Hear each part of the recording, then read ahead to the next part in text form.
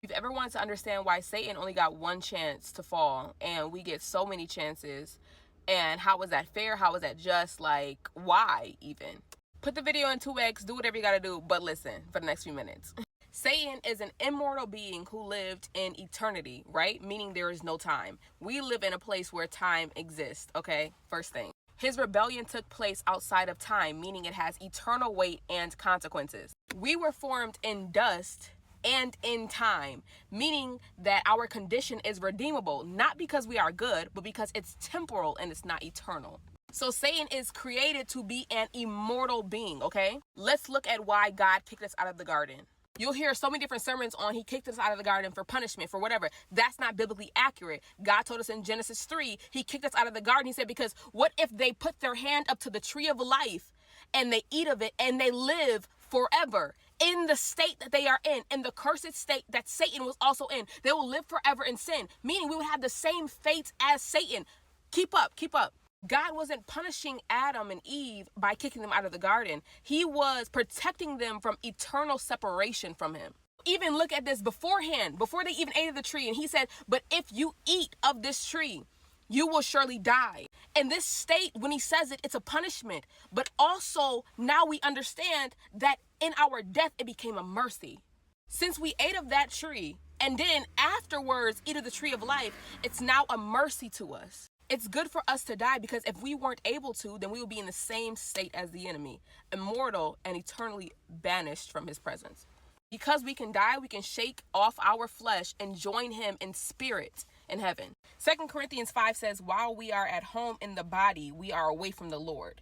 We would rather be away from the body and at home with the Lord. Our mortality creates a doorway for us to go into heaven. Death that came from sin but was turned into a portal of redemption because Jesus defeated it. But Satan, being immortal, he has no such portal. He has no cross. He has no redemption. He has no resurrection. He has no end.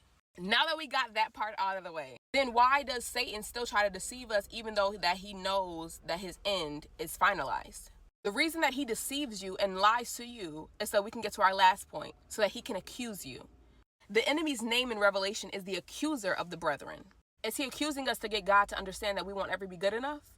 Or that we don't truly love him? Or that we don't truly obey him? Or that we only obey him to get things from him? No, that's all the byproduct of what Satan is really trying to convince God of. He's accusing us to convince God that the same reason he's condemning him to hell, he should be condemning us.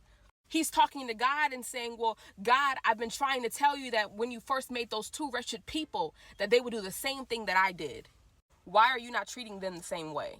So he's been trying to prove to God from the beginning of time that we deserve the same consequences as him for the things that we do. But it was by God's grace that he said, let me make these people in a place where time exists. So it's that the enemy wants our spot. He can't seem to understand why God would give us another chance if he never got one. Oh, devil, I need you to understand that you are not made like me. You've seen the glory of God, which I have yet to experience, yet I serve him. You've seen God, which I have yet to experience, but I obey him. You heard his audible voice every single day of your life, but you desired to be him instead of be more like him. And yet you accuse me of falling short. But what was your reason? What was your reason? Oh, devil, who tempted you? Who manipulated you? Who deceived you? We're facing tragedy, family members dying, people persecuting us. We're losing things that we believe we need. We're having to trust God without hearing him, nor without seeing him. But you want to accuse me of only believing in God and loving God and obeying God because he gives me things. But you lived in a perfect world. What was your excuse? What was your reason? I know they call you the accuser of the brethren, but it's time that I accuse you. Oh, because what?